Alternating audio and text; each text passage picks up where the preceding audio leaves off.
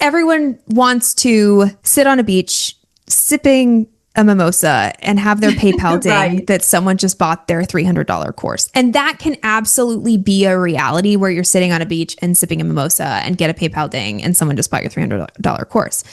But to get to that sale, just like with any business, that means you need leads Right. that convert to sales so that you get the ding. Welcome to the Expert in You podcast, the show where we have real conversations with established founders, firm owners, and B2B experts selling their expertise as services.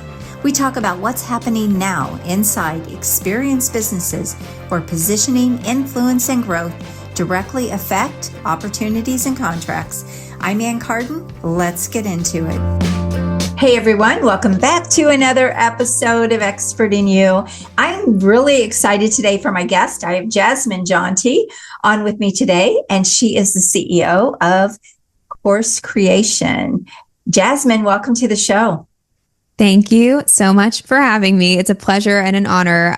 Your episodes clearly pull a really smart, sophisticated listener. So it's great to be here.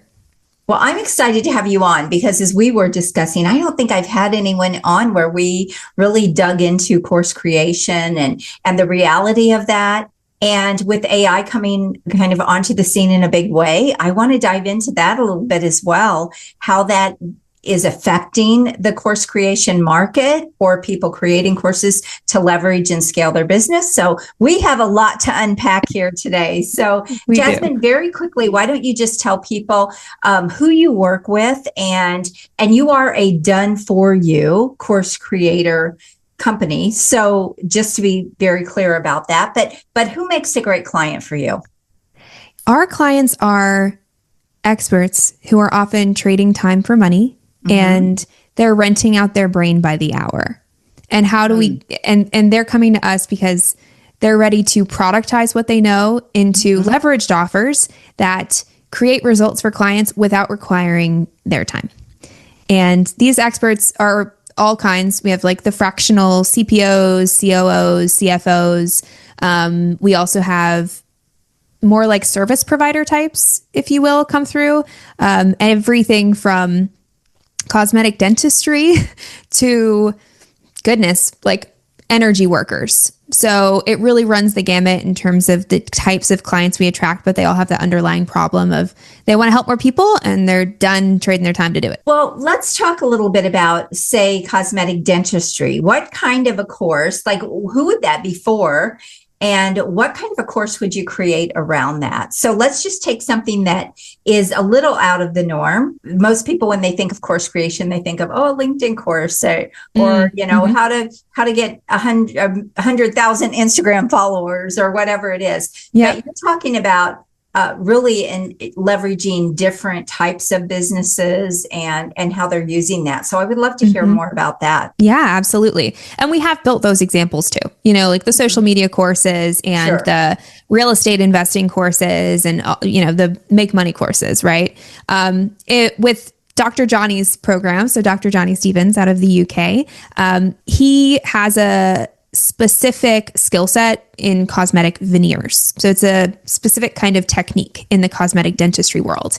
And he had a few other dentists come to him and say, oh my goodness, like, how are you getting so many clients? How are you creating such great, amazing smile transformations? Like, they wanted to be able to transition from being what's called like a drill and fill dentist or a general dentist into something that's really specialized and high touch. And so in his program, it's the curriculum, yes, which includes not only the technical side of how to do cosmetic veneers in a way that creates beautiful smile transformations, but also the business side of how do you build your business inside of the larger practice that you're a part of. So almost like a business within a business. And so that was the curriculum. And then he also did group calls. So often our clients will come to us thinking they want a self-paced course and then realizing their best next step is to create a high touch group program.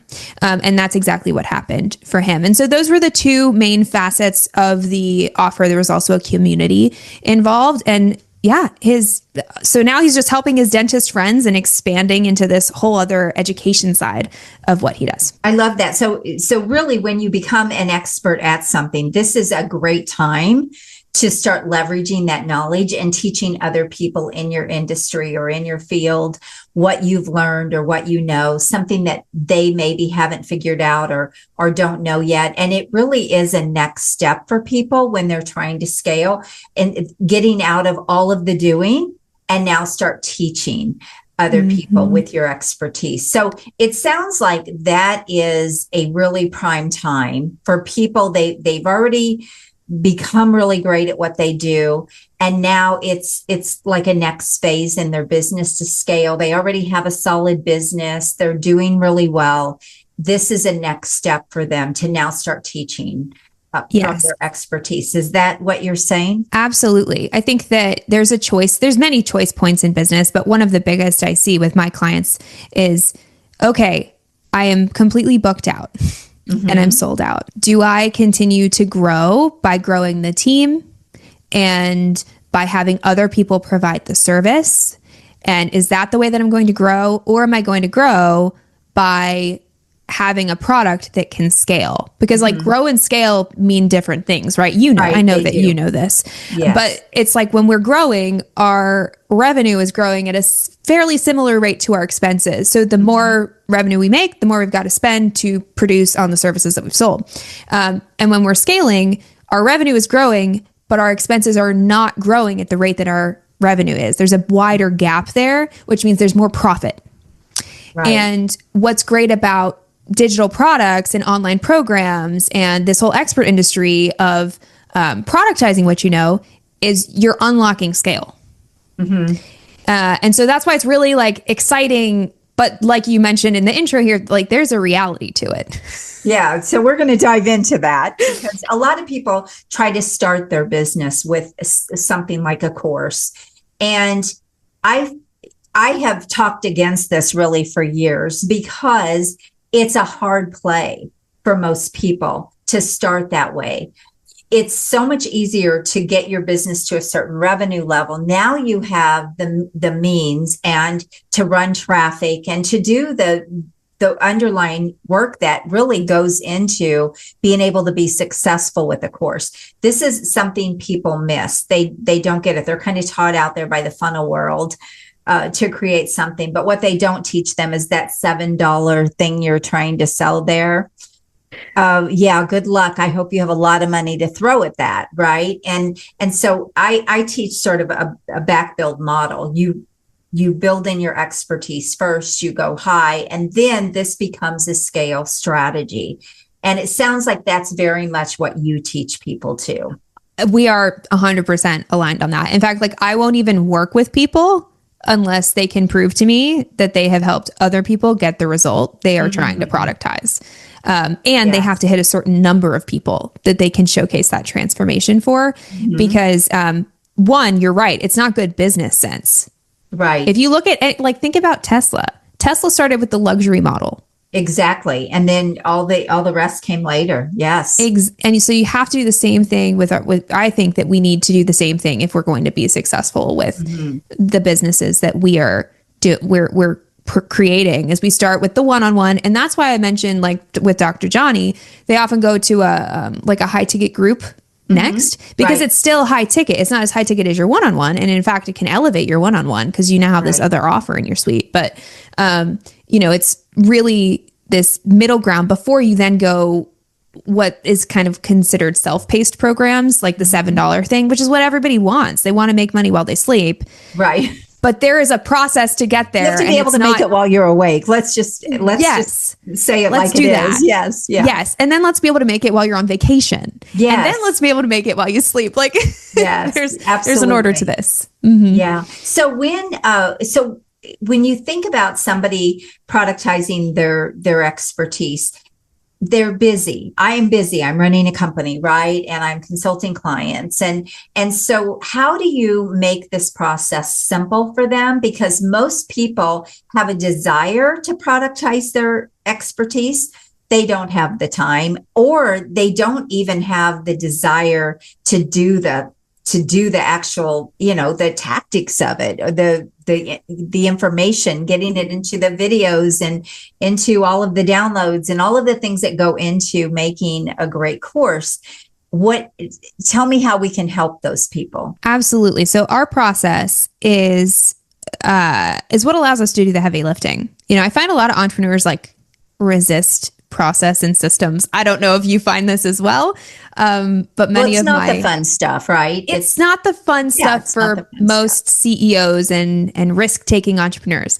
Right. I, on the other hand, am obsessed. I'm more integrator than you visionary. would have to be, right? You would have to be that kind of a person to run this kind of a company. Exactly. Yeah.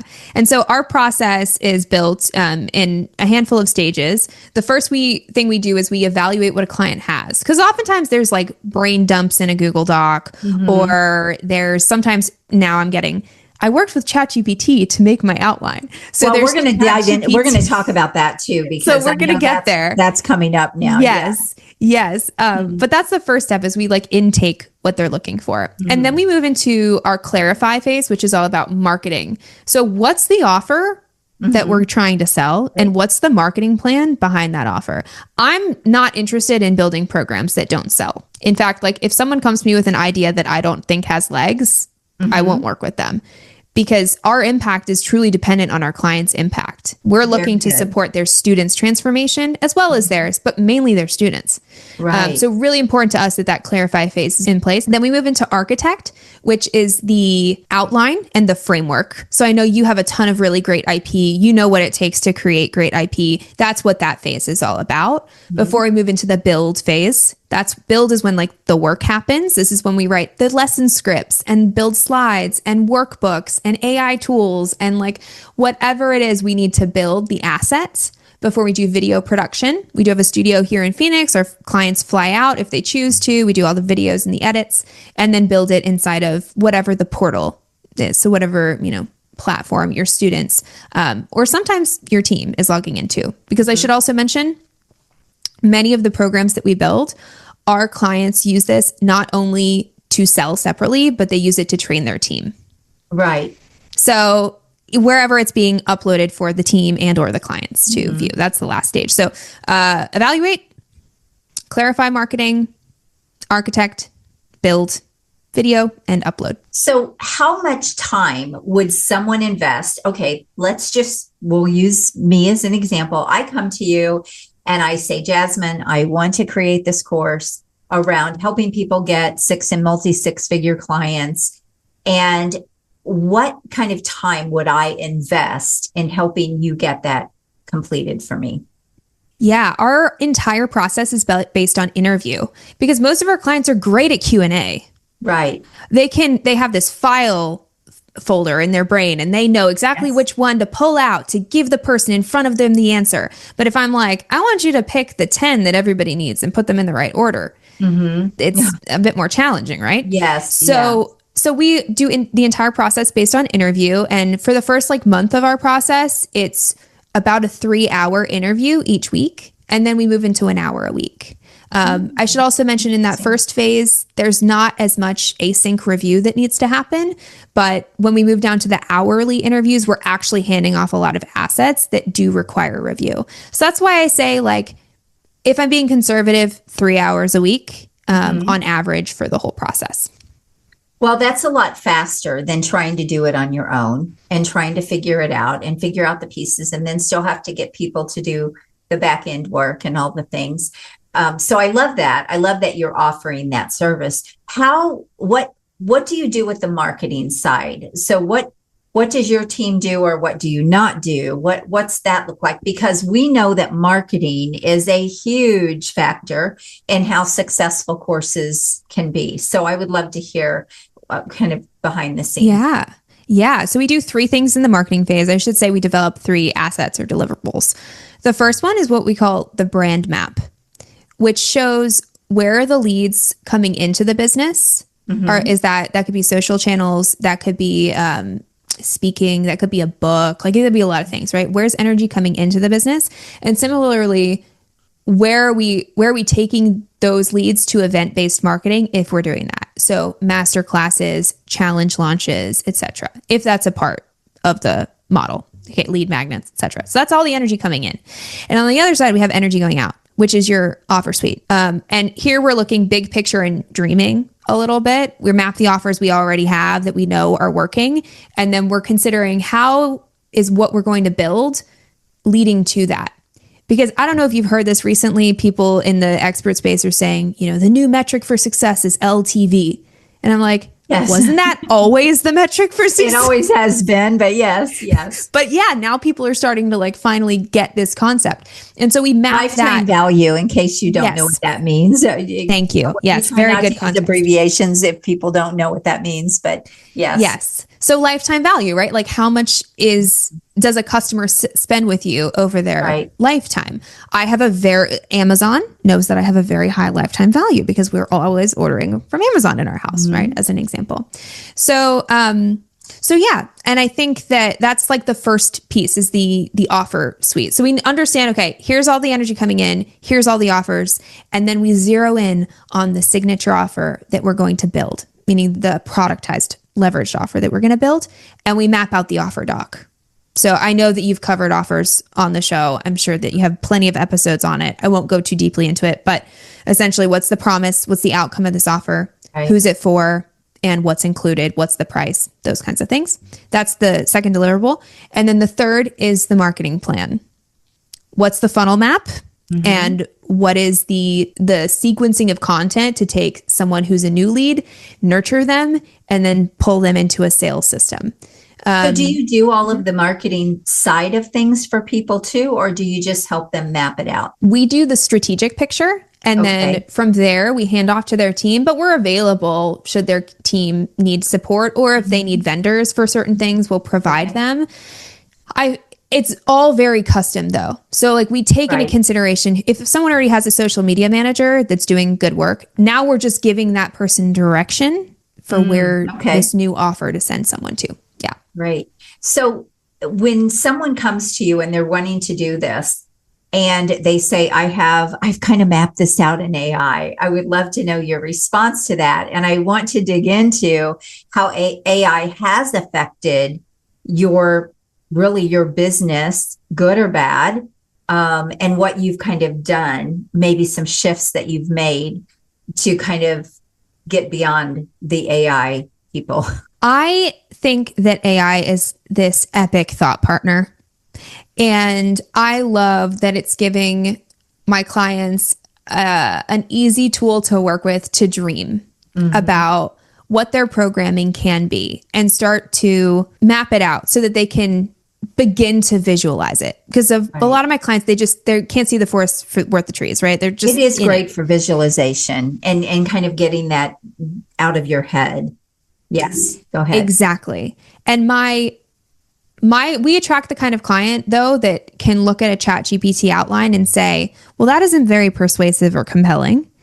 They can also look at a ChatGPT outline and realize they don't know if it's good or not because they don't have the experience of learning experience design, which is what we do. And they take that as that starting point, as that inspiration, as that thought partner, and then they reach out to us. Now, are there people out there who are taking that content and doing a quick 2-minute loom on each subject and putting it into a course? Probably. But they're probably not doing very well with their business if that's what they're choosing to do. So I really see it as just this really great thought partner that allows us to move a little faster, ideate a little quicker, and never have to look at a blank page. And I'm not really worried about everyone else who's putting ChatGPT programs out there because I don't think that they're, I don't want to say evolved, I should say experienced. They're not experienced to the point where they realize that's not going to get them anywhere. And so they're just going through that learning curve. It's so true because I talk about this all the time with AI. If you're not a subject matter expert or you don't really know what is going to make something successful, ChatGPT or any kind of AI is just not going to really work. You're going to be disappointed because you have to know the right things to put in to get the right things out. And you have to know, I love what you said about it can move you faster for ideas and visualization and things like that. And it is a great partner for that. But I can tell you sometimes it can keep you in a loop, because especially when you do know what you're doing and you continue to prompt and like it can sometimes keep you really going down rabbit holes and stuck, and it can become frustrating. But most people that aren't subject matter experts would not know that. So there's times to use it, and there's times to say, I need to put my own brain to this and do what I know to do. Do you agree with that?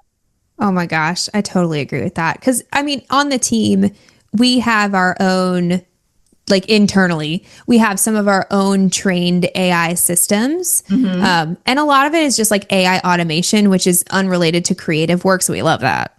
Right. When it comes to some of the creative work, there are prompts and things that the gals use to not be on a blank page is like really always what it comes down to.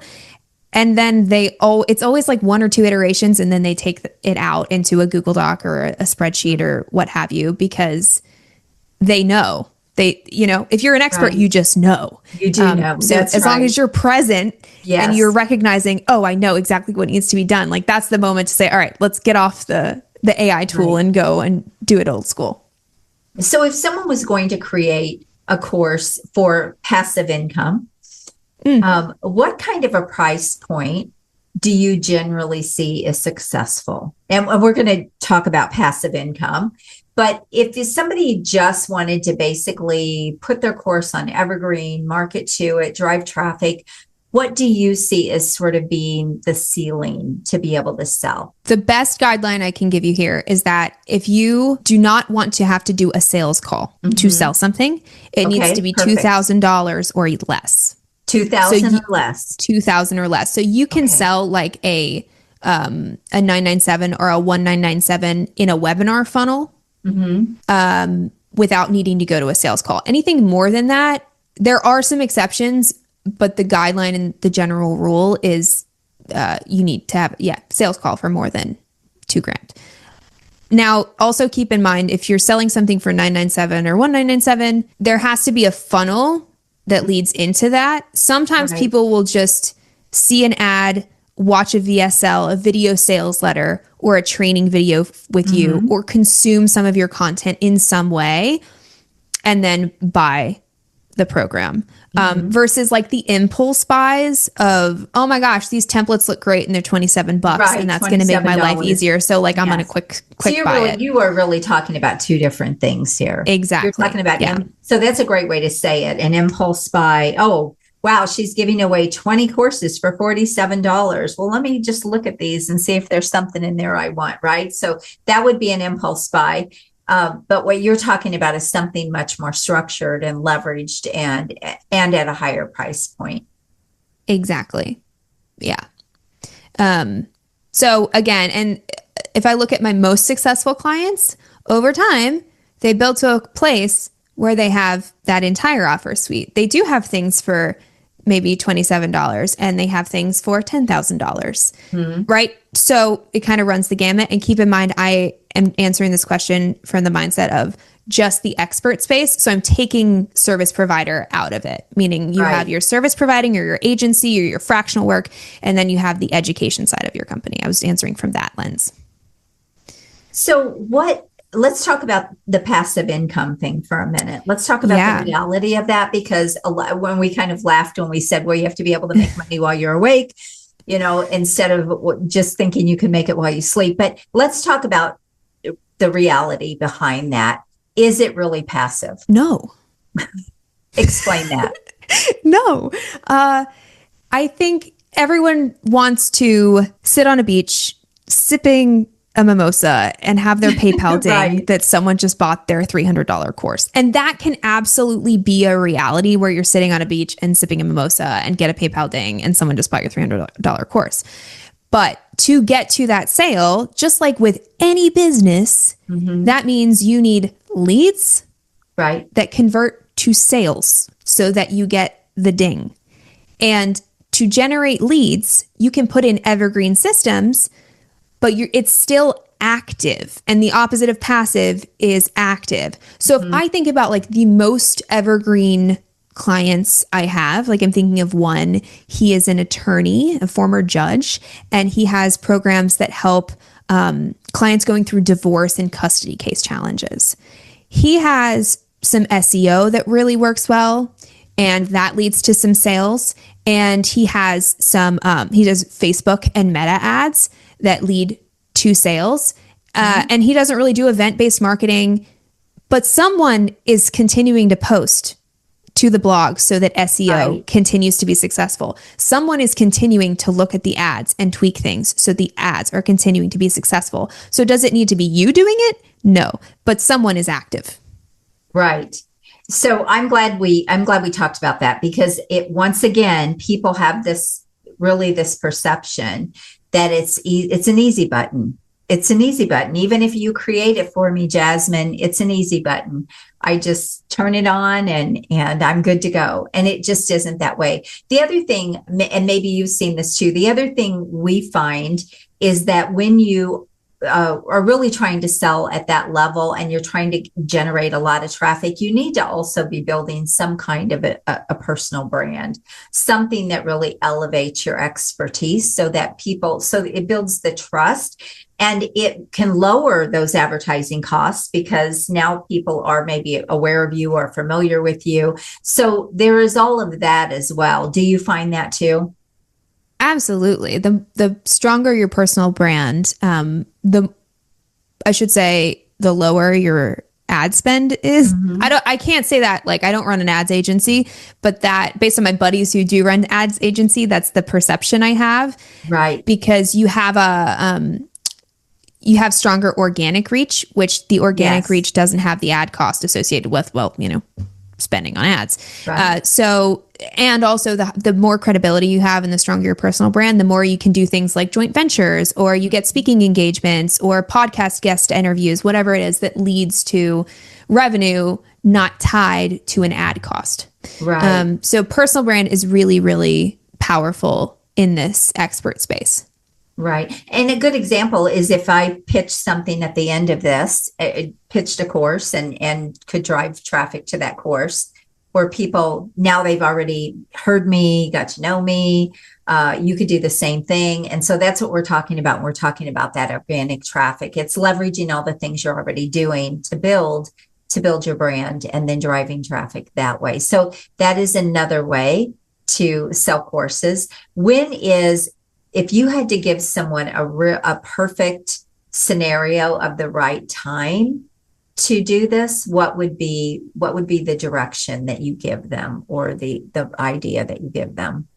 I think the best time to do this is if you're in a position where your services, your one-on-one, your high ticket is stable and you want to grow, but you don't want to add more team and to continue selling more services at the profit margin that you currently have.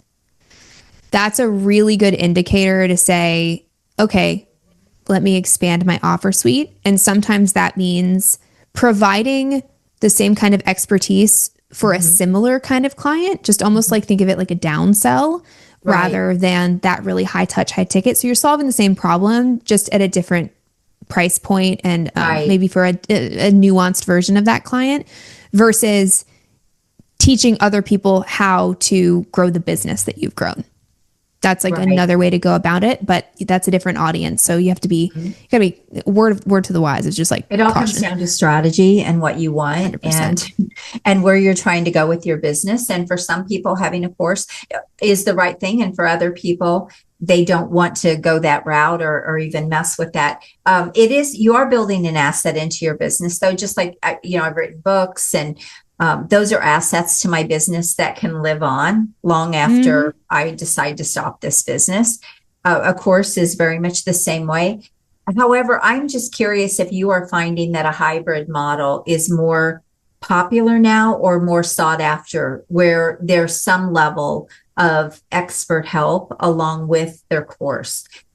Because again, AI being the way AI is, people do feel like they can just get information. So I'm curious what you've maybe seen or a shift that you have maybe seen in the market. I think it all comes down to ideal client. Are people still buying self-paced courses without any support? Absolutely. Absolutely. I do. I buy them if there's something I want to know. But here's the thing. I always caution people, don't buy them to build a business. I think they're not good if you are starting up and you're trying to build a business. You need like real help. Don't depend on it. It's good for like if you're trying to close a skill gap, or if it's something specific you're like looking to implement, which here's the insider thing is, at the end of the day, like selling these offers is the same thing as selling your high ticket offers or your one-on-one offers, which is people want a result. Yes, absolutely. Like full stop. It was never about the course. Right. It was never about the delivery mechanism. It's always about the result. And so I think you have to layer that principle on top of this question of, are hybrids doing better? Because in the perception, if you think about your students' perception, do they have a higher perceived likelihood of success if they have some kind of access to you? Probably. Right. And are they willing to pay for it? Probably. So I think that, students can be successful with self-paced. They can be successful with hybrid. Most of my clients really like hybrid because it like softens the idea that your curriculum is the be all end all, because they do have some level of support, and you can charge a higher ticket for it, which we like. So I see hybrids being they're just increasing in their popularity. Right. I see that as almost being the future of courses, to be honest, with AI coming around. And I think people are now wanting that high touch, or they're wanting that individual help and attention on top of the course. And that's just my perception in the market. Like what you said about the course or the curriculum being an asset, you can take that. Like there's plenty of times we take a curriculum, a self-paced course, we sell that independently. Then we also use that to train the facilitators who are going to support the hybrid experience. And we also license it to companies who, want this curriculum inside of their company training. Like there's so many different ways to take this one asset that you do one time and then spin it off in a million directions. So just like a book, like you mentioned, it's an asset that you can leverage so many ways in your business. And that's a great way. Licensing is a really great way to utilize a course as well. And there are companies, for example, training sales teams, or utilizing those in big organizations. That's a great model that can go along with what you're doing, but even long after you're gone, they could be licensing your program. And that's a very smart play if you are working with corporations and bigger organizations. Speaker. Yeah. If you're working with organizations, if you're a speaker, and I have multiple clients who have multiple 6-figure contracts every year on repeat because their training has been licensed to companies. Yes. And it's not passive income because they still have to show up and like make sure if they're doing quarterly events or whatever is part of the contract, even if it's just the training, there's still an element of assessing how the students are doing and giving the data to the company. But that's kind of as passive as it can get, I think. Yes, absolutely. Absolutely. Gosh, this has been so great. We have really uncovered some great insights for people. If you're thinking about creating a course, how can people get a hold of you, Jasmine? You can reach out to me on my website. It's creation.co. And you can also, I'm on Instagram and on LinkedIn. I'm on YouTube, all of the channel, no podcast, but most of the other channels I'm available. Okay, wonderful. Well, thank you so much for sharing your insights and your expertise. And I love what you're doing, and there's such a need for it. People, especially experts, they are time short, but they have money, and you are filling that gap for them to get this done and not have to be in the weeds with it and spend all of their time with it. All right. Well, Jasmine, thank you so much for being here. This has been great. And everyone connect with Jasmine. Like she said, she's on all the channels. We'll put all of her links in the show notes. And if you are thinking about building an asset into your business or building a helper to work with your clients along with you, this is a great way to do it. And she can get the work done for you, which, let's not forget, it's a done for you agency. So thanks for being here. Thank you so much for having me. All right, everyone, subscribe to the show, and we can't wait to talk to you next time. Have an amazing day. God bless you. Bye-bye. The content of this podcast is for informational and educational purposes only. Although I share strategies, ideas, and success stories based on real experiences, results are never guaranteed. Every business is unique, and outcomes depend on individual effort, market conditions, and many other factors. By listening, you agree that I and my guests are not responsible for your results or actions based on the content shared. Thank you for tuning in today. If you're as excited as I am about scaling up your influence, business, and bank account, then I have just the thing for you. But first, make sure you subscribe to the show. Second, make sure you share it with someone you care about, because sharing is caring. And third, head on over to join me in my next free virtual exclusive workshop, where we'll explore proven strategies to boost your business and maximize your potential. Look, it doesn't matter if you're just starting out or if you're looking to take your business to the next level, my workshops are designed for you. So head on over to expertinyouworkshop.com to reserve your spot and get ready to transform your expertise into extraordinary success. I'm looking forward to seeing you there and helping you achieve incredible growth. Until next time, make sure you're always seeking the expert in you, and God bless. Have an amazing day.